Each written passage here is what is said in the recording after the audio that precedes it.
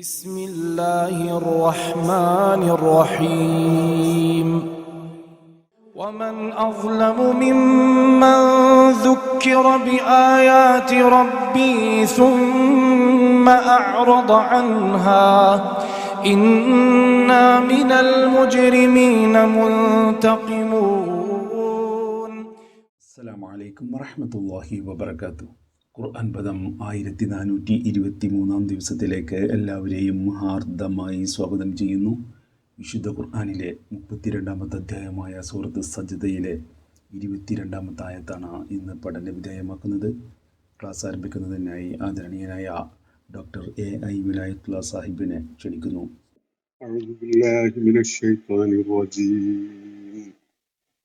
بسم الله الرحمن الرحيم.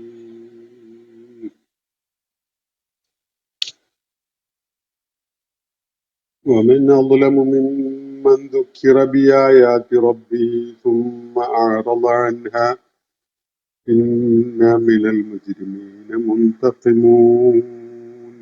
صدق الله العلي العظيم. സൂറത്ത് സജ്ദയിലെ 22-ാമത്തെ ആയത്താണ് ഞാൻ നിങ്ങളെ കേൾപ്പിച്ചിട്ടുള്ളത്. നടന്നു വരുന്ന ഭാഷണത്തിന്റെ ഒരു അവസാനത്തെ ആയത്ത് എന്ന നിലയ്ക്ക് കാണാവുന്ന ഒരായത്താണ് ഈ 22-ാമത്തെ ആയത്ത്. 23 മുതൽ മറ്റൊരു വിഷയത്തിലേക്ക് പ്രവേശിക്കുകയാണ്. ഈ സംഭാഷണവുമായി അല്ലെങ്കിൽ ഈ ഭാഷണവുമായി ബന്ധമുള്ള എന്നാൽ മറ്റൊരു ഫോക്കസ് വരുന്ന ഒരു വിഷയമാണ് 23 മുതൽ വരുന്നത്. ഈ 22-ാമത്തെ ആയത്തില് അള്ളാഹു അവന്റെ ദൃഷ്ടാന്തങ്ങളോട് സ്വീകരിക്കുന്ന നിലപാടിനെ കുറിച്ചാണ് സൂചിപ്പിക്കുന്നത്. മനുഷ്യർക്ക് ജീവിത മാർഗദർശനം ഉണ്ടാകുന്നതിന് വേണ്ടി അവരുടെ അസ്തിത്വവുമായി പ്രപഞ്ചവുമായി അവരുടെ സൃഷ്ടാവുമായി ഒക്കെ ബന്ധപ്പെട്ടുകൊണ്ടുള്ള യാഥാർത്ഥ്യം ഉൾക്കൊള്ളുന്നതിന് വേണ്ടി അവർക്ക് മാർഗദർശനം ചെയ്യുന്ന ഉദ്ദേശത്തോടെ അള്ളാഹു ഒരുക്കി വെച്ചിട്ടുള്ള ദൃഷ്ടാന്തങ്ങളെ കുറിച്ചാണ് സൂചിപ്പിക്കപ്പെടുന്നത്. ഈ ദൃഷ്ടാന്തങ്ങളോട് വ്യത്യസ്തങ്ങളായ നിലപാടുകളാണ് ആളുകൾ സ്വീകരിക്കുന്നത്. ദൃഷ്ടാന്തങ്ങളെ ഗൗരവത്തിൽ കാണുകയും അതിൽ നിന്ന് മാർഗദർശനം ഉൾക്കൊള്ളുകയും ചെയ്യുന്ന ആളുകളുണ്ട്. അവയെ ഒട്ടും പ്രയോജനപ്പെടുത്താത്ത, അവയ്ക്ക് വേണ്ട പരിഗണന നൽകാതെ തോന്നിയ പോലെ ജീവിത കാര്യങ്ങളിൽ തീരുമാനമെടുത്തുകൊണ്ട് മുന്നോട്ട് പോകുന്ന ആളുകളുണ്ട്. ഈ രണ്ട് വിഭാഗം ആളുകളും പാരത്രിക ലോകത്ത് ഒരേ പരിണിതിയല്ല ഏറ്റുവാങ്ങുക എന്ന കാര്യം പിന്നിട്ട ആയത്തുകളിലായിട്ട് വ്യക്തമാക്കപ്പെട്ടത് നമ്മൾ കാണുകയുണ്ടായി. അള്ളാഹുവിന്റെ ആയാത്തുകളോട് പുറംതിരിഞ്ഞു നിൽക്കുകയും തോന്നിയ പോലെ പ്രത്യേകിച്ചൊരു മാർഗദർശനവും സ്വീകരിക്കാതെ ദൈവികമായ വെളിച്ചം ഉപയോഗപ്പെടുത്താതെ പ്രവാചകന്മാരുടെ ദൗത്യ നിർവഹണത്തിനോട് ശ്രദ്ധാപൂർവമായ പ്രതികരണം നൽകാതെ തോന്നിയ പോലെ ജീവിക്കാൻ തീരുമാനിച്ച ആളുകൾ, അവരെയാണ് നമ്മൾ കഴിഞ്ഞ ദിവസം വായിച്ച ഭാഗത്ത് മുജ്രിമുകളായിട്ട് അള്ളാഹു പരാമർശിക്കുന്നത് നമ്മൾ കാണുകയുണ്ടായത്. അവരോട് നരകശിക്ഷ അനുഭവിച്ചുകൊള്ളൂ എന്ന് പറയുന്നതും വലനുദീഖന്നഹും മിനൽ അദാബിൽ അദ്ന ദൂനൽ അദാബിൽ അക്ബരി ലഅല്ലഹും യർജിഊൻ. നരകശിക്ഷ അനുഭവിക്കുന്നതിന്റെ മുമ്പായി തന്നെ ഭൗതിക ലോകത്ത് തന്നെ അവർക്ക് വ്യത്യസ്തങ്ങളായ ചെറിയ ചെറിയ നടപടികൾ, ദൈവിക ശിക്ഷയോ ഓർമ്മപ്പെടുത്തലോ ഒക്കെ ആയിട്ടുള്ള നടപടികൾ നേരിടേണ്ടി വരും. അവരെ നാം ചെറിയ ചെറിയ ശിക്ഷകൾ ആസ്വദിപ്പിക്കും എന്നാണ് അള്ളാഹു സൂചിപ്പിക്കുകയുണ്ടായത്. അപ്പോ അദാബുൽ അദ്ന എന്ന വിധത്തിലും അദാബുൽ അക്ബർ എന്ന വിധത്തിലും രണ്ട് വിധത്തിലുള്ള നടപടികളാണ് ഇവിടെ അള്ളാഹു സൂചിപ്പിക്കുന്നത്.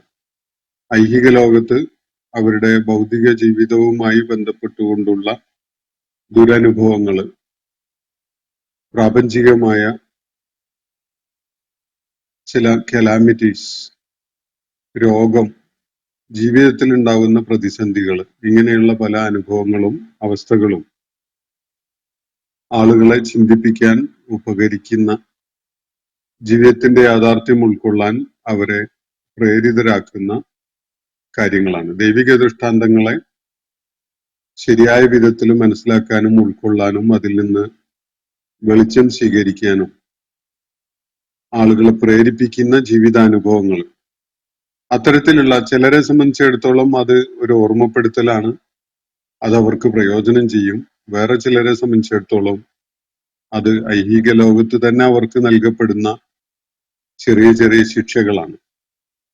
ഏറ്റവും കഠിനമായ, ഏറ്റവും വലിയ ശിക്ഷ അവരെ അനുഭവിപ്പിക്കുന്നതിന് മുമ്പായി ഐഹിക ലോകത്ത് വെച്ച് തന്നെ ഇത്തരം ചെറിയ ചെറിയ ശിക്ഷകൾ അവർക്ക് നാം നൽകും, അവരെ ആസ്വദിപ്പിക്കും. ലഅല്ലഹും യർജിഊൻ, അവര് ഒരു പക്ഷേ മടങ്ങാൻ സന്നദ്ധരാവുകയാണെങ്കിലോ എന്നതാണ്. ഈ ഡീവിയേഷനിൽ നിന്ന്, ഈ വഴിവിട്ട പോക്കിൽ നിന്ന് ശരിയായ പാതയിലേക്ക് തിരിച്ചു വരാൻ അവർ സന്നദ്ധരായെങ്കിലോ എന്ന നിലക്കാണ് അള്ളാഹു അതവിടെ സൂചിപ്പിക്കുന്നത്. അതിനെ തുടർന്നാണ് 22-ാമത്തെ ആയത്ത്, നമ്മൾ ഇന്ന് വായിച്ചു വെച്ചിട്ടുള്ള ആയത്ത് വരുന്നത്. വമൻ അദ്ലമു മിമ്മൻ ദുഃഖിറ ബി ആയാത്തി റബ്ബിഹി. അള്ളാഹുവിടെ ചോദിക്കുന്നത്, തങ്ങളുടെ റബ്ബിന്റെ ആയാത്തുകൾ ഓർമ്മിപ്പിക്കപ്പെട്ടാൽ, ദൈവികമായ ദൃഷ്ടാന്തങ്ങൾ മുൻനിർത്തിക്കൊണ്ട് ഉപദേശം നൽകപ്പെട്ടാൽ, അല്ലെങ്കിൽ ദൈവിക ദൃഷ്ടാന്തങ്ങളെ കാണിച്ചുകൊണ്ട് അവരുടെ ചിന്തയെ തട്ടിയുണർത്താൻ അവസരങ്ങൾ സൃഷ്ടിക്കപ്പെട്ടാൽ, തുമ്മ അഅറള അൻഹ, എന്നിട്ട് ആ ദൈവിക ദൃഷ്ടാന്തങ്ങൾ കാണാനും ഉൾക്കൊള്ളാനും അവസരം ഉണ്ടായിട്ടും അതിൽ നിന്ന് തിരിഞ്ഞു പോയി കളയുകയും ചെയ്യുകയാണെങ്കിൽ, ഒരാള് അതിൽ നിന്ന് തിരിഞ്ഞു പോയി കളയുകയാണെങ്കിൽ, അവനേക്കാൾ അക്രമിയായിട്ട് ആരാണുള്ളത് എന്നാണ് അള്ളാഹു ചോദിക്കുന്നത്. അള്ളാഹുവിന്റെ ദൃഷ്ടാന്തങ്ങള് അത് പ്രപഞ്ച സംവിധാനത്തില് അടങ്ങിയിട്ടുള്ളതായാലും അള്ളാഹുവിന്റെ ദൈവിക വേദഗ്രന്ഥത്തിലെ ആയാത്തുകളായാലും ഇതൊന്നും തമാശക്ക് വേണ്ടിയുള്ളതല്ല. ഗൗരവത്തില് ഉൾക്കൊള്ളാനും മനസ്സിലാക്കാനും പ്രയോജനപ്പെടുത്താനുമായിട്ടാണ് അള്ളാഹു എല്ലാ ദൃഷ്ടാന്തങ്ങളും മനുഷ്യന്റെ മുന്നിൽ അവതരിപ്പിച്ചിട്ടുള്ളത്. അതിനോട് ശരിയായ നിലപാട് സ്വീകരിക്കാതെ, അതിനു വേണ്ട പരിഗണന കൊടുക്കാതെ പുറംതിരിഞ്ഞ് പൊയ്ക്കളയുകയാണെങ്കിൽ അതിനേക്കാൾ വലിയ ളുൽമ്, അതിനേക്കാൾ വലിയ അക്രമം വേറെ എന്താണുള്ളത് എന്നാണ് അള്ളാഹു ചോദിക്കുന്നത്. ഒരാള് ദൈവിക ദൃഷ്ടാന്തങ്ങളോട് സ്വീകരിക്കുന്ന നിലപാട് അതിനെ അവഗണിക്കുക, അതിനു വേണ്ട പരിഗണന നൽകാതെ, അതിന്റെ യാഥാർത്ഥ്യം ഉൾക്കൊള്ളാനുള്ള സന്നദ്ധതയില്ലാതെ അതിൽ നിന്ന് പുറംതിരിഞ്ഞു പോവുക, പിന്തിരിഞ്ഞ് പൊയ്ക്കളയുക എന്നതാണെങ്കിൽ അവനേക്കാൾ വലിയ ലാലിം, അവനേക്കാൾ വലിയ അക്രമി ആരാണുള്ളത് എന്നതാണ് ഇവിടെ ഉന്നയിക്കപ്പെട്ടിട്ടുള്ള ചോദ്യം. വിശുദ്ധ ഖുർആന്റെ പരാമർശങ്ങളിൽ ഏറ്റവും കടുത്ത അക്രമമായിട്ട് പരാമർശിക്കപ്പെടുന്നത് അല്ലെങ്കിൽ സൂചിപ്പിക്കപ്പെടുന്നത് അള്ളാഹുവിൽ പങ്കാളികളെ ചേർക്കലാണ്. അള്ളാഹുവിന്റെ ദിവ്യത്വത്തില് മറ്റു ചിലർക്ക് പങ്കുണ്ട് എന്ന നിലക്ക് കാര്യങ്ങളെ സമീപിക്കുകയോ ആ നിലപാട് സ്വീകരിക്കുകയോ അതിനനുസരിച്ച് ജീവിതം ക്രമപ്പെടുത്തുകയോ ഒക്കെ ചെയ്യുന്ന, അല്ലെങ്കിൽ പ്രവർത്തനങ്ങളെ രൂപകൽപ്പന ചെയ്യുന്ന ഒരു സമീപനം, അതാണ് ഏറ്റവും വലിയ അക്രമമായിട്ട് എന്ന് പറയാൻ ബ്ലാസ്ഫെമിയാണ്. ദൈവനിന്ദ എന്ന് പറയും. അള്ളാഹുവിന്റെ ശരിയായ വസ്തുത അള്ളാഹുവുമായി ബന്ധപ്പെട്ടുകൊണ്ടുള്ളത് ഉൾക്കൊള്ളാതെ അനർഹരായ പലതിനെയും ദിവ്യത്വമുള്ളതായി കണ്ടുകൊണ്ട് അവയെ അള്ളാഹുവിനോട് പങ്കു ചേർത്ത് മനസ്സിലാക്കുകയോ ആരാധനകളിൽ ഉൾപ്പെടുത്തുകയോ അവയ്ക്ക് വിധേയത്വം നൽകുകയോ ഒക്കെ ചെയ്യുന്ന നടപടി, അതാണ് ഏറ്റവും വലിയ അക്രമമായിട്ട് ഖുർആൻ പരാമർശിക്കുന്നത്. അതേ വാക്ക് തന്നെയാണ് ദൈവിക ദൃഷ്ടാന്തങ്ങളെ അവഗണിക്കുന്നവരെ പരാമർശിക്കാനും അള്ളാഹു ഇവിടെ ഉപയോഗിച്ചിട്ടുള്ളത്. വമൻ അദ്ലമു മിമ്മൻ ദുഃഖിറ ബി ആയാത്തി റബ്ബി, തങ്ങളുടെ റബ്ബിന്റെ അല്ലെങ്കിൽ തന്റെ നാഥന്റെ ആയാത്തുകളെ മുൻനിർത്തിക്കൊണ്ട് ഉപദേശിക്കപ്പെട്ടാൽ അല്ലെങ്കിൽ ഒരു ഉത്ബോധനം ലഭിച്ചാൽ, സാധാരണഗതിയിൽ പ്രവാചകന്മാര് നിർവഹിക്കുന്ന ഒരു ദൗത്യമാണത്. ദൈവിക ദൃഷ്ടാന്തങ്ങളെ മുൻനിർത്തിക്കൊണ്ടാണ് അവർ തദ്കിറത്ത് ചെയ്യുന്നത്. അപ്പോ ദൈവിക ദൃഷ്ടാന്തങ്ങളെ മുൻനിർത്തിക്കൊണ്ട് ഉത്ബോധനം നടത്തപ്പെട്ടാൽ, അങ്ങനെ ഒരു ഉത്ബോധനം ലഭിക്കാനിടയായാൽ, സുമ്മ അറള അൻഹ, എന്നിട്ട് അതിൽ നിന്ന് തിരിഞ്ഞു കളയുകയാണ് എങ്കിൽ, അവനേക്കാൾ വലിയ ലാലിം, അവനേക്കാൾ വലിയ അക്രമി ആരുണ്ട് എന്നാണ് ഇവിടെ ഉന്നയിക്കപ്പെട്ടിരിക്കുന്ന ചോദ്യം. എന്നിട്ട് തുടർന്ന് പറയുന്നത് ഇന്ന മിനൽ മുജ്രിമീന മുൻതഖിമൂൻ, നിശ്ചയമായിട്ടും അത്തരം കുറ്റവാളികളോട് നാം പ്രതികാരം ചെയ്യുന്നത് തന്നെയാണ് എന്നാണ് പറയുന്നത്. ഇന്ന മിനൽ മുജ്രിമീന മുൻതഖിമൂൻ. അല്ലാഹു സുബ്ഹാനഹു വ തആല കാര്യങ്ങൾ മനസ്സിലാക്കാനുള്ള വിവിധങ്ങളായ കഴിവുകൾ മനുഷ്യന് നൽകിയിട്ടുണ്ട്. അവന്റെ സകല ഇന്ദ്രിയങ്ങളും ബുദ്ധിപരമായ പ്രവർത്തനവും ഇതൊക്കെ തന്നെ പ്രയോജനപ്പെടുത്തിക്കൊണ്ട് വേണം അള്ളാഹുവിന്റെ ദൃഷ്ടാന്തങ്ങളെ ഉൾക്കൊള്ളാൻ. വിവിധങ്ങളായ ദൃഷ്ടാന്തങ്ങൾ വിശുദ്ധ ഖുർആൻ പരാമർശിക്കുന്നുണ്ട്. ഈ വിശുദ്ധ ഖുർആൻ പരാമർശിക്കുന്ന വ്യത്യസ്തങ്ങളായ, അള്ളാഹുവിനെ ബോധ്യപ്പെടുന്നതിന് ഉപകരിക്കുന്ന വ്യത്യസ്തങ്ങളായ ദൃഷ്ടാന്തങ്ങൾ ചില മുഫസ്സിറുകൾ ചൂണ്ടിക്കാണിക്കുന്നത് 6 തരം വ്യത്യസ്തങ്ങളായ ദൃഷ്ടാന്തങ്ങൾ വിശുദ്ധ ഖുർആനിൽ പരാമർശിക്കുന്നുണ്ട് എന്നാണ്. ഈ 6 തരം ദൃഷ്ടാന്തങ്ങൾ, അതിലൊന്നാമത്തെ ഇനം ചൂണ്ടിക്കാണിക്കപ്പെട്ടിട്ടുള്ളത് ഭൂമി മുതൽ ആകാശം വരെയുള്ള സകല സംഗതികളും അവയിലുള്ള സംവിധാനങ്ങളും എന്ന് പറഞ്ഞാൽ ഈ പ്രപഞ്ച സംവിധാനം, അതിലടങ്ങിയിട്ടുള്ള അസംഖ്യം ദൃഷ്ടാന്തങ്ങളാണ്. ഭൂമിയും ആകാശവും അവയ്ക്കിടയിലുള്ളതും അള്ളാഹു സൃഷ്ടിച്ച കാര്യം പലതവണ വിശുദ്ധ ഖുർആനിൽ പരാമർശിക്കുന്നുണ്ട്. അപ്പോ ഈ ഭൂമിയും ആകാശവും അവയ്ക്കിടയിലുള്ളതും ആയ ഈ പ്രപഞ്ചം, മനുഷ്യന്റെ നിരീക്ഷണത്തിന് വിധേയമാക്കാൻ സാധിക്കുന്ന ഈ പ്രപഞ്ചത്തില് മനുഷ്യന് സ്രഷ്ടാവായ റബ്ബിന്റെ സാന്നിധ്യം ബോധ്യപ്പെടുത്തുന്ന വിധത്തിലുള്ള എണ്ണിയാലൊടുങ്ങാത്ത അത്രയും അസംഖ്യം പ്രതിഭാസങ്ങള് മനുഷ്യർ കണ്ടെത്തുന്നുണ്ട്. ദിനേന മനുഷ്യോൽപത്തി മുതൽ ഇന്നുവരെയുള്ള കാലം വരെ പല ബ്രാഞ്ചസ് ഓഫ് സയൻസ് ആയിട്ട് ഇന്ന് നമ്മൾ പേര് വിളിക്കുന്ന ഒരുപാട് അസംഖ്യം പ്രതിഭാസങ്ങൾ മനുഷ്യൻ കണ്ടെത്തിക്കൊണ്ടേയിരുന്നിട്ടുണ്ട്. ആ പ്രയത്നം അല്ലെങ്കിൽ ആ പ്രക്രിയ അവസാനിച്ചിട്ടില്ല. അത് അനുദിനം അങ്ങനെ തുടർന്നുകൊണ്ടേയിരിക്കുന്ന ഒരു കാഴ്ചയാണ് നമുക്ക് കാണാൻ സാധിക്കുക. ഏതെങ്കിലും ഒരു മേഖല എക്സോസ്റ്റ് ചെയ്തു എന്ന് പോലും പറയാൻ കഴിയില്ല. നമ്മൾ അതിനെ സൗകര്യത്തിന് വേണ്ടി പല വകുപ്പുകളായിട്ട്, പല പഠന മേഖലകളായിട്ട്, പല ഡിസിപ്ലിൻസ് ആയിട്ടൊക്കെ തിരിച്ചിട്ടുണ്ട്. ഫിസിക്സ്, കെമിസ്ട്രി, അതുപോലെ ബയോളജി, അതുപോലെയുള്ള പല ബ്രാഞ്ചസ് ഓഫ് നോളജ് ആയിട്ട് നമ്മൾ അതിനെ കാറ്റഗറൈസ് ചെയ്തിട്ടുണ്ട്. പക്ഷെ ഇതൊന്നും തന്നെ നമ്മൾ എക്സോസ്റ്റ് ചെയ്തിട്ടില്ല. ഓരോ മേഖലയിലും അതിന്റെ സൂക്ഷ്മ തലങ്ങളിലേക്ക് ദിനേന മനുഷ്യൻ കടന്നുകൊണ്ടിരിക്കുകയാണ്. അതുകൊണ്ടാണ് ആ മേഖലയിലൊക്കെ തന്നെ വലിയ ഗവേഷണ സാധ്യത നിലനിൽക്കുന്നത്. ഇന്നും എല്ലാ മേഖലകളുമായി ബന്ധപ്പെട്ടുകൊണ്ടുള്ള ഗവേഷണ പ്രയത്നങ്ങളിലും പ്രവർത്തനങ്ങളിലും ഒക്കെ ആയിരക്കണക്കിന് ആളുകൾ ഏർപ്പെട്ടുകൊണ്ടിരിക്കുന്നത് നമുക്ക് കാണാൻ കഴിയും. അപ്പോ ഭൂമി, ആകാശം, അവയ്ക്കിടയിലുള്ള സകലതും അടങ്ങിയിട്ടുള്ള ഈ പ്രപഞ്ചം, ഈ പ്രപഞ്ചത്തില് പ്രവർത്തനക്ഷമമായിട്ടുള്ള വളരെ പ്രതിഭാസങ്ങളുണ്ട്. ഈ പ്രതിഭാസങ്ങള്, പ്രാപഞ്ചിക നിയമങ്ങള്, ഓരോ വസ്തുവിന്റെയും ജീവിയുടെയും ഒക്കെ പ്രോപ്പർട്ടീസ്, ഇങ്ങനെ തുടങ്ങിയിട്ടുള്ള അനന്തമായ സാധ്യതകളാണ് അള്ളാഹുവിന്റെ ഈ സൃഷ്ടിപ്രപഞ്ചത്തിലെ മനുഷ്യന് നിരീക്ഷിക്കാൻ വേണ്ടി തയ്യാറാക്കി വെച്ചിട്ടുള്ള സംഗതികൾ. ഇവയൊന്നും തന്നെ ഒരു കാരണവശാലും താനെ ഉണ്ടാകുന്നതല്ല. അതിന് ഒരു സ്രഷ്ടാവ് അനിവാര്യമാണ് എന്നത് മനുഷ്യനെ ബോധ്യപ്പെടുത്തുന്ന തരത്തിലുള്ള അസംഖ്യം പ്രതിഭാസങ്ങളാണ് ഈ പ്രാപഞ്ചിക സംവിധാനത്തിൽ, ഭൂമി മുതൽ ആകാശം വരെയുള്ള വിശാലമായ ലോകത്ത് അടങ്ങിയിട്ടുള്ളത്. അതിനെക്കുറിച്ചുള്ള പഠനം മനുഷ്യന് അവസാനിപ്പിക്കാൻ കഴിയില്ല.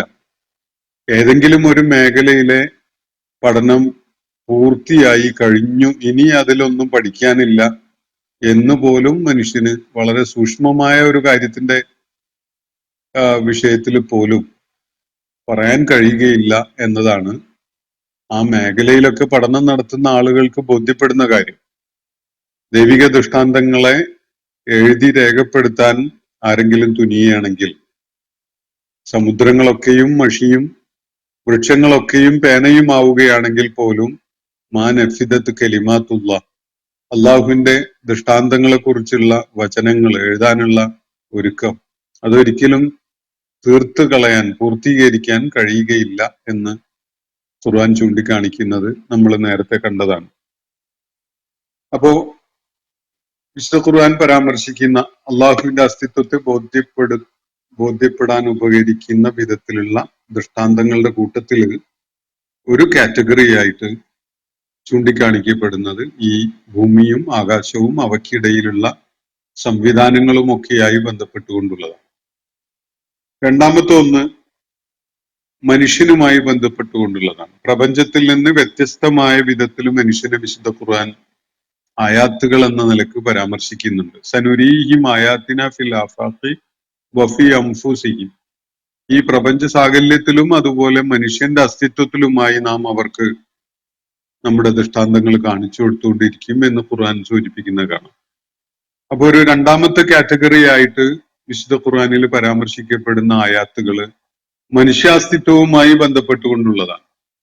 മനുഷ്യന്റെ ഉത്ഭവം, മനുഷ്യൻ ഒരു വംശം എന്ന നിലക്കുള്ള അവന്റെ നൈരന്തര്യം, അവന്റെ ശരീരഘടന, അവൻ രൂപകൽപ്പന ചെയ്യപ്പെട്ട രീതി, അവന്റെ ശരീരത്തിലെ ഓരോ അവയവവും, അവന്റെ പ്രജനന പ്രക്രിയ, അങ്ങനെ തുടങ്ങി മനുഷ്യനുമായി ബന്ധപ്പെട്ടുകൊണ്ടുള്ള ഒരുപാട് കാര്യങ്ങള് മനുഷ്യൻ ഇതിനകം പഠന വിധേയമാക്കിയിട്ടുണ്ട്. അതിലൊക്കെ അടങ്ങിയിട്ടുള്ള ദൈവികത, സൃഷ്ടിപ്പിൽ അടങ്ങിയിട്ടുള്ള സൃഷ്ടിപ്പിന്റെ അനിവാര്യമായ ദൈവിക ആസ്പെക്ട് മനുഷ്യനെ വല്ലാതെ അത്ഭുതപ്പെടുത്തിയിട്ടുമുണ്ട്. ആകസ്മികമായി സംഭവിക്കുന്ന ഒരു സംഗതിയാണ് മനുഷ്യ രൂപകൽപ്പന അല്ലെങ്കിൽ മനുഷ്യനുണ്ടായി വന്ന പ്രക്രിയ എന്നത്. ഒരിക്കലും തന്നെ മനുഷ്യ ശരീരത്തെയും മനുഷ്യന്റെ പ്രവർത്തനത്തെയും മനുഷ്യ മസ്തിഷ്കത്തെയും മനുഷ്യനുമായി ബന്ധപ്പെട്ടുകൊണ്ടുള്ള വിവിധങ്ങളായ കാര്യങ്ങളെയും വിലയിരുത്തുന്ന ഒരാൾക്ക് തോന്നുകയേയില്ല. കൽപ്പിതമായി ചിലരൊക്കെ അങ്ങനെയുള്ള അഭിപ്രായ പ്രകടനങ്ങളൊക്കെ നടത്തുന്നതുണ്ടാവും, അത് വേറെ ഒരു കാര്യമാണ്. പക്ഷെ ഈ മനുഷ്യ സൃഷ്ടിപ്പുമായി ബന്ധപ്പെട്ടുകൊണ്ട് അല്ലെങ്കിൽ മനുഷ്യന്റെ ശരീരഘടന, അവന്റെ ബുദ്ധിപരമായ പ്രവർത്തനങ്ങൾ തുടങ്ങിയിട്ടുള്ള അവന്റെ മസ്തിഷ്കം, അവന്റെ മനസ്സ്, അങ്ങനെ തുടങ്ങിയിട്ടുള്ള അനന്തമായ ഒരു മേഖല മനുഷ്യനുമായിട്ട്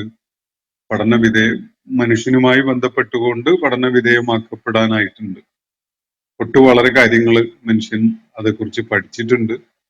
പഠിക്കാത്ത അല്ലെ മനുഷ്യൻ ഇനിയും അനാവരണം ചെയ്ത് കിട്ടിയിട്ടില്ലാത്ത അസംഖ്യം കാര്യങ്ങളും ഉണ്ട്. ഉദാഹരണമായിട്ട് നമ്മുടെ മനസ്സ് നമ്മളോട് വളരെ ചേർന്ന് നിൽക്കുന്ന ഒരു സംഗതിയായിട്ടാണ് നമ്മൾ മനസ്സിലാക്കാറുള്ളത്. പക്ഷെ ഈ മനസ്സ് എന്ന പ്രതിഭാസത്തെ എത്രത്തോളം നമ്മൾ മനസ്സിലാക്കിയിട്ടുണ്ട്, എത്ര പരിമിതമായിട്ട് മാത്രമാണ് മനുഷ്യ മനസ്സിനെ നമുക്ക് മനസ്സിലാക്കാൻ സാധിച്ചിട്ടുള്ളത്. ഒരുപക്ഷെ ഏറ്റവും വെല്ലുവിളി നിറഞ്ഞ ഒരു ചികിത്സാ മേഖലയായിട്ട് തന്നെ നമുക്ക് ഈ മനഃശാസ്ത്ര പ്രശ്നങ്ങളുമായി ബന്ധപ്പെട്ടുകൊണ്ടുള്ളതായിട്ട് കാണാൻ കഴിയും. വളരെ സങ്കീർണമായ വെല്ലുവിളികൾ നിറഞ്ഞൊരു മേഖലയാണ്. മനുഷ്യന്റെ അറിവ് അക്കാര്യത്തിൽ വളരെ വളരെ പരിമിതമാണ്.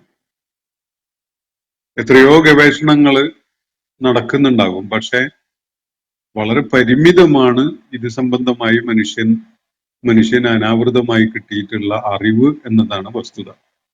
അതുകൊണ്ട് തന്നെ ഈ മനഃശാസ്ത്ര ചികിത്സ, മനോരോഗങ്ങളെ കൈകാര്യം ചെയ്യുന്ന ആ വൈദ്യശാസ്ത്രം എന്ന് പറയുന്നത് ഇന്നും വളരെ ആശ്രയിക്കാൻ പറ്റാത്ത വിധത്തിലുള്ള ഒരവസ്ഥയിലാണ് എന്നതാണ് വസ്തുത. അപ്പോ മനുഷ്യനുമായി ബന്ധപ്പെട്ടുകൊണ്ടുള്ള ഒട്ടേറെ കാര്യങ്ങൾ, ഇപ്പോ ജനറ്റിക് ആയിട്ടുള്ള കാര്യങ്ങൾ, ജീനുകളുമായി ബന്ധപ്പെട്ടുകൊണ്ടുള്ള പഠനം, അതിന്റെ അനന്തമായ സാധ്യതകൾ, ഓരോ മേഖലയും ഓരോരുത്തരും പഠന വിധേയമാക്കിക്കൊണ്ടിരിക്കുമ്പോൾ അതിന്റെ മേഖല അങ്ങനെ വികസിച്ച് വരുന്നതാണ് ആയിട്ടാണ് കാണുക. ഒരിക്കലും തന്നെ അതിന്റെ പഠനം അവസാനിപ്പിക്കാം എന്ന് തോന്നുന്ന ഒരു ഘട്ടത്തിലേക്ക് മനുഷ്യനെത്താൻ സാധിക്കുന്നില്ല. അപ്പോ അള്ളാഹുവിന്റെ മനുഷ്യന് വേണ്ടി നിരീക്ഷിക്കുവാനും കാര്യങ്ങളെ ബോധ്യപ്പെടാനും ഒക്കെ വേണ്ടി അള്ളാഹു ഒരുക്കി വെച്ചിരിക്കുന്ന അവന്റെ മുന്നിൽ തയ്യാറാക്കപ്പെട്ടിട്ടുള്ള ദൈവിക ദൃഷ്ടാന്തങ്ങളുടെ ഒരു മേഖലയാണ് മനുഷ്യനുമായി ബന്ധപ്പെട്ടുകൊണ്ടുള്ളത്. മൂന്നാമത്തേത് മനുഷ്യന്റെ അനുഭൂതികള്, അതുപോലെ ബോധം, അബോധം, ധാർമ്മിക സങ്കല്പങ്ങൾ, അവന്റെ അനുഭവങ്ങൾ തുടങ്ങിയിട്ടുള്ള ഒരുപാട് കാര്യങ്ങളുണ്ട്. ഉദാഹരണത്തിന് സ്വപ്നം മനുഷ്യന്റെ ഒരു അനുഭവമാണ്. അതുപോലെ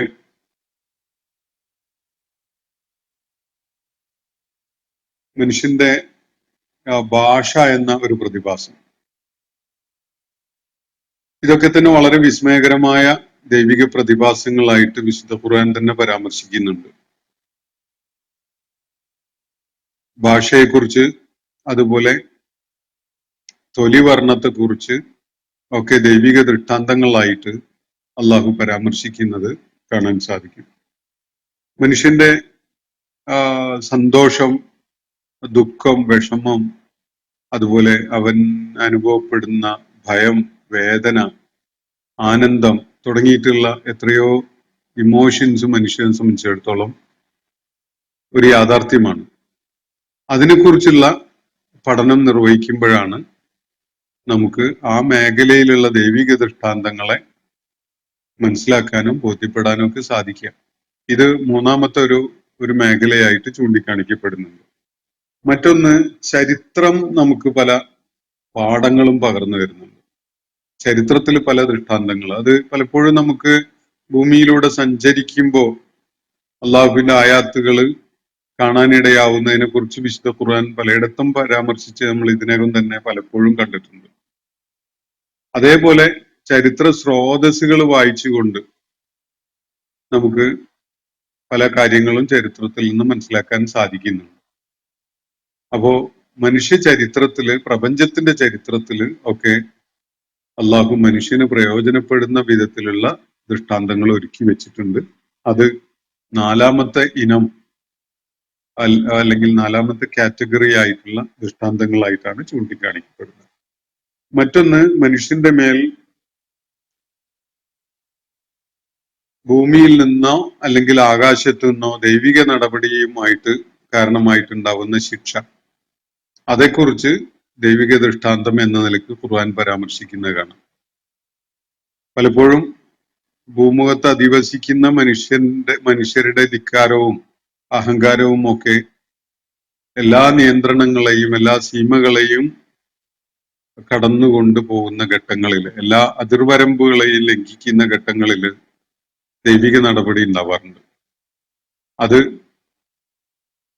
പ്രകൃതിക്ഷോഭമായിട്ട് ആകാശത്ത് നിന്നോ ഭൂമിയിൽ നിന്നോ ഒക്കെ ഉണ്ടാകുന്ന ഒരു പ്രകൃതിപരമായ ദുരന്തം എന്ന നിലക്കൊക്കെ നമ്മൾ പലപ്പോഴും പറയാറുള്ള സംഭവങ്ങളിലൂടെ മനുഷ്യ സമൂഹത്തിൽ ചില നടപടികൾ അള്ളാഹു സ്വീകരിക്കാറുള്ള കാര്യം അതിനെ പരാമർശിച്ചുകൊണ്ട് ദൈവിക ദൃഷ്ടാന്തങ്ങളായിട്ട് ഖുർആൻ വിവരിക്കുന്നത് കാണാൻ സാധിക്കും.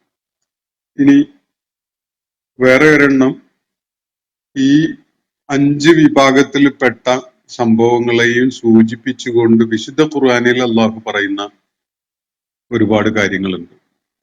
മനുഷ്യരെ കാര്യങ്ങൾ വസ്തുത അല്ലെങ്കിൽ യാഥാർത്ഥ്യം ബോധ്യപ്പെടുത്തുന്ന വിധത്തിൽ. ഇതാണ് 6ാമത്തെ ഇനം ദൈവിക ദൃഷ്ടാന്തങ്ങൾ, ആയാത്തുകളായിട്ട് ഇവിടെ പരാമർശിക്കപ്പെടുന്നത് എന്ന് മുഫസ്സിറുകൾ ചൂണ്ടിക്കാണിക്കുന്നുണ്ട്. ഞാൻ ഇവിടെ പാരായണം ചെയ്തു വെച്ചിട്ടുള്ള ഈ ആയത്തില് വമൻ അളലമു മിമ്മൻ ദുഃഖിറ ബി ആയാത്തി റബ്ബി, ഇങ്ങനെ വിവിധങ്ങളായ ഈ 6 വിഭാഗങ്ങളിലും ഒരുപക്ഷെ നമ്മൾ ഏത് ആംഗിളിൽ നോക്കി കാണുന്നു എന്ന പോലെ ഇരിക്കും. ഇതിനേക്കാൾ എണ്ണം കൂടുതൽ കാറ്റഗറീസ് ഉള്ളതായിട്ട് നമുക്ക് വേണമെങ്കിൽ കാണാം. അതിനൊന്നും തടസ്സമൊന്നുമില്ല. ഇത് ഒരു മുഫസ്സിറിന് അവയെ ഒന്ന് ക്ലാസിഫൈ ചെയ്താൽ തിരക്കിടില്ല എന്ന് തോന്നിയത് കൊണ്ട് അദ്ദേഹം അങ്ങനെ ചെയ്തു എന്നേ ഉള്ളൂ. ഏതായാലും ഈ വ്യത്യസ്തമായ മേഖലകളിൽ ദൈവിക ദൃഷ്ടാന്തങ്ങൾ ഖുർആൻ പരാമർശിക്കുന്നു എന്നത് ഒരു യാഥാർത്ഥ്യമാണ്.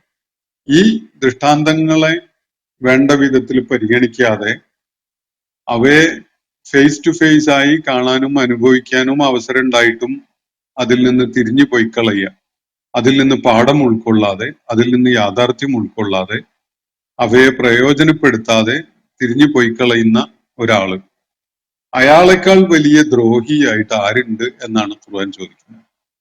വമൻ അദ്ലമു, ആരാണ് കൂടുതൽ അക്രമിയായിട്ടുള്ളത് ഇങ്ങനെ ഒരാളെക്കാൾ? ഇയാളെക്കാൾ വലിയ ആത്മദ്രോഹിയായിട്ട് ആരുണ്ട് എന്നതാണ് ഉന്നയിക്കപ്പെടുന്ന ചോദ്യം. ഇന്ന മിനൽ മുജ്രിമീന മുൻതഖിമൂൻ, നിശ്ചയമായിട്ടും ഇങ്ങനെയുള്ള മുജ്രിമുകളിൽ നിന്ന്, കുറ്റവാളികളിൽ നിന്ന്, ഇജ്റാം എന്നുള്ള വാക്കിൽ നിന്നാണ് ഈ മുജ്രിം എന്ന് വരുന്നത്. ഇംഗ്ലീഷിലെ ക്രൈം എന്നുള്ള വാക്ക് വരുന്നത് ഈ വാക്കിന്റെ അറബി ഈജിപ്ഷ്യൻ പ്രൊനൗൺസിയേഷനിൽ നിന്നാണ് എന്നാണ് മനസ്സിലാക്കാൻ സാധിക്കുന്നത്. ഇജ്റാം എന്നുള്ളതിന് അവർ ഇഗ്രാം എന്നാണ് പറയാം. അപ്പൊ അതിൽ നിന്നാണ് ക്രൈം എന്ന പ്രയോഗം വന്നിട്ടുള്ളത് എന്നത് സൂചിപ്പിക്കപ്പെടുന്നുണ്ട്, ചൂണ്ടിക്കാണിക്കപ്പെടുന്നുണ്ട്. ഇന്നാമിനൽ മുജ്രിമീന മുൻതഖിമുൻ, ഈ കുറ്റവാളികളോട് തീർച്ചയായിട്ടും അള്ളാഹു പ്രതികാരം ചെയ്യുന്നത് തന്നെയാണ് എന്നാണ് അള്ളാഹു ഇവിടെ പറഞ്ഞു വെക്കുന്നത്.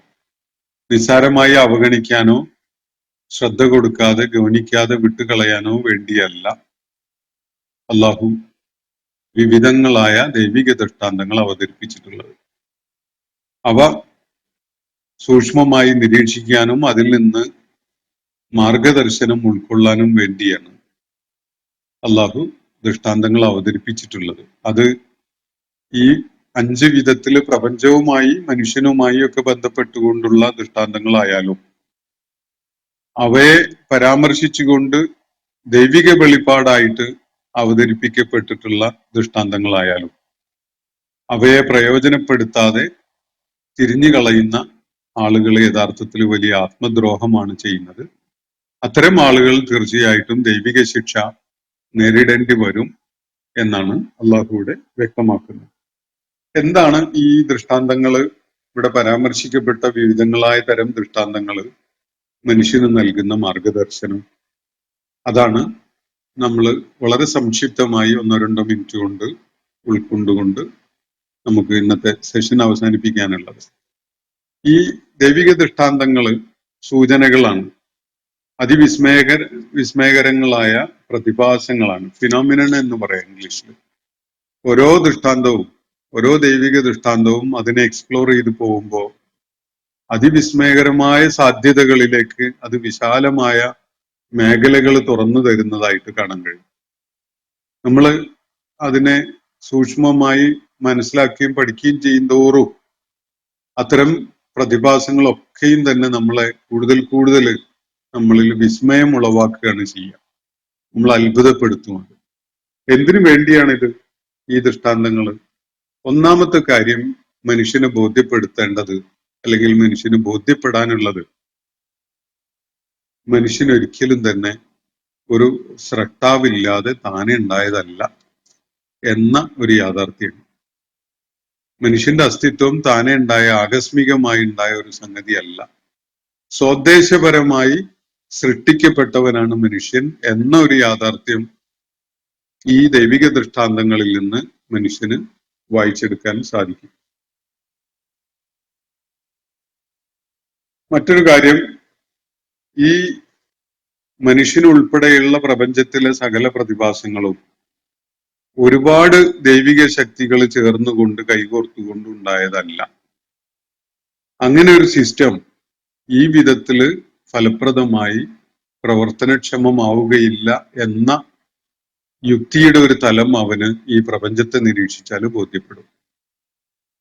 ഒരുപാട് ദൈവിക ശക്തികളുടെ അടിമകളല്ല മനുഷ്യര്, മറിച്ച് ഈ പ്രപഞ്ച സാകല്യത്തെ സംവിധാനിച്ചിരിക്കുന്ന ഒരേ ഒരു സ്രഷ്ടാവുണ്ട്. ആ സ്രഷ്ടാവിന് അടിമപ്പെടേണ്ടവനാണ്, അവൻ വിധേയപ്പെടേണ്ടത്, അവൻ അനുസരണം നൽകേണ്ടത് അവന്റെ സ്രഷ്ടാവായ ഏകനായ ദൈവത്തിന് ആണ് എന്നൊരു കാര്യം ഈ പ്രപഞ്ച സംവിധാനത്തിൽ അടങ്ങിയിട്ടുള്ള ദൃഷ്ടാന്തങ്ങൾ നിരീക്ഷിച്ചാൽ മനുഷ്യന് ബോധ്യപ്പെടും. മറ്റൊന്ന്,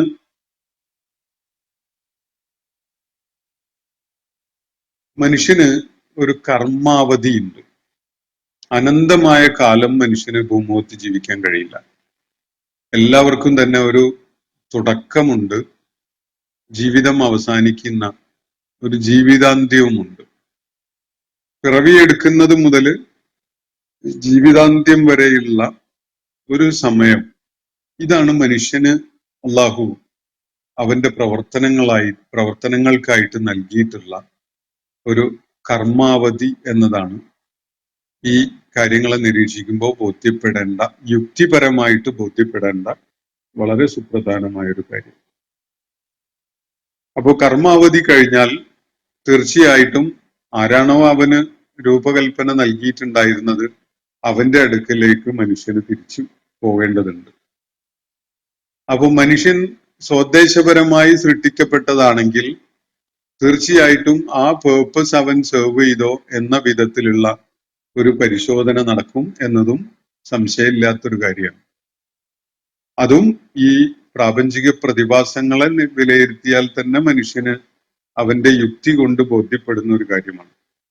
സ്വാഭാവികമായിട്ടും മരണശേഷം ഒരു വിചാരണയുടെ കാര്യവും, അതുപോലെ വിചാരണ എന്ന് പറയുമ്പോൾ ഓരോരുത്തരുടെയും കർമ്മങ്ങൾ എത്രത്തോളം മെറിറ്റോറിയസ് ആണ്, എത്രത്തോളം ബ്ലെയിം വേർത്തിയാണ്, എത്രത്തോളം ആക്ഷേപാർഹമാണ്, എത്രത്തോളം പ്രശംസനീയമാണ് എന്ന കാര്യം തീരുമാനിക്കുന്ന ഒരു പ്രക്രിയയാണ് വിചാരണ എന്ന് പറയുന്നത്. സ്വാഭാവികമായിട്ടും അതിന്റെ അനന്തരഫലമാണ് രക്ഷയും ശിക്ഷയും. ഏറ്റവും പ്രൈസ് വേർത്തിയായിട്ട് കാര്യങ്ങൾ നിർവഹിച്ച ആള്, പ്രശംസനീയമായ വിധത്തില് കർമ്മകാലഘട്ടം വിനിയോഗിച്ച ആള് തീർച്ചയായിട്ടും പ്രതിഫലം അർഹിക്കുന്നുണ്ട്. വീഴ്ച വരുത്തുകയും അതുപോലെ കുറ്റകരമായ രീതിയിൽ കാര്യങ്ങളെ വിനിയോഗിക്കുകയൊക്കെ അല്ലെങ്കിൽ പ്രയോജനപ്പെടുത്തുകയൊക്കെ ചെയ്തിട്ടുള്ള ആളുകൾ തീർച്ചയായിട്ടും അതിന്റെ പേരിൽ ശിക്ഷയും അർഹിക്കുന്നുണ്ട്. ഇതാണ് യുക്തി കൊണ്ട് തന്നെ മനുഷ്യന് ബോധ്യപ്പെടുന്ന, ഈ അള്ളാഹു നമ്മുടെ മുന്നിൽ വിന്യസിപ്പിച്ചു വെച്ചിട്ടുള്ള ദൃഷ്ടാന്തങ്ങൾ മാത്രം വിലയിരുത്തിക്കൊണ്ട് നമുക്ക് ബോധ്യപ്പെടുന്ന ഒരു കാര്യം. സ്വാഭാവികമായിട്ടും മനുഷ്യനെ സംബന്ധിച്ചിടത്തോളം ഈ ജീവിതം വിജയകരമാക്കി മാറ്റുന്നതിന് ഒരു ജീവിത മാർഗദർശനം ആവശ്യമുണ്ട്. കാരണം വിചാരണ ഉണ്ടെങ്കിൽ, രക്ഷാശിക്ഷകൾ ഉണ്ടെങ്കിൽ, ഇതൊക്കെ യുക്തി കൊണ്ട് മനുഷ്യന് ബോധ്യപ്പെടുന്ന കാര്യങ്ങളാണ്. അങ്ങനെയുള്ള വിചാരണയും രക്ഷാശിക്ഷകളുടെ സാധ്യതകളും ഉണ്ടെങ്കിൽ എങ്ങനെ ജീവിതം വിജയകരമാക്കാം എന്നതിനെ കുറിച്ച് മനുഷ്യന് തീർച്ചയായിട്ടും ഒരു മാർഗദർശനം ആവശ്യമുണ്ട്. ഇതാണ് പ്രവാചകന്മാര് അവരുടെ ദൗത്യ നിർവഹണത്തിലൂടെ ചെയ്തിട്ടുള്ള കാര്യം. ഇത്രയും കാര്യങ്ങള് അള്ളാഹു നമ്മുടെ മുന്നിൽ അവതരിപ്പിച്ചിട്ടുള്ള ദൃഷ്ടാന്തങ്ങൾ മുഖേന